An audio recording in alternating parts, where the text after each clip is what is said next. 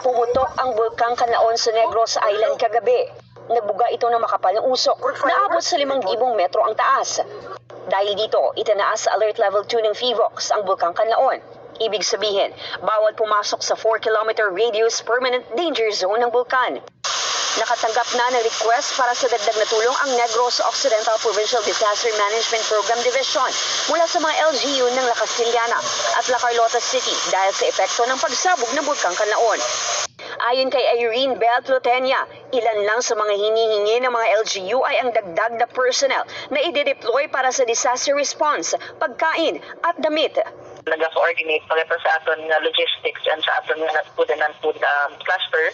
As to the preparations, coordinated it with the GSO and PSWDO. Ang resources na naman niya, ma'am, ari na di sila. Actually, we will be deploying one team, no? Pakad ko sa isa ka LGU natin.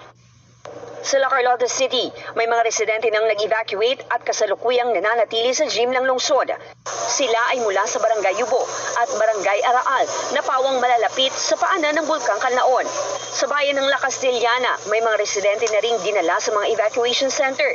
Nagpapatuloy pa ang preemptive evacuation sa iba pang barangay malapit sa bulkang Canlaon. Panawagan naman ng Canlaon Volcano Observatory sa mga residente na huwag magpanik at kung maaari, iwasang lumabas ng bahay at magsuot ng face mask dahil sa ashfall. So, ang ginapangayo lang natin nga, let's stay alert kag kung ano man ang mga information nga nababata naton, let's create hingana, let's think hingana kung sakto ba ang information nga aton nga Okay, copy sir. In purple.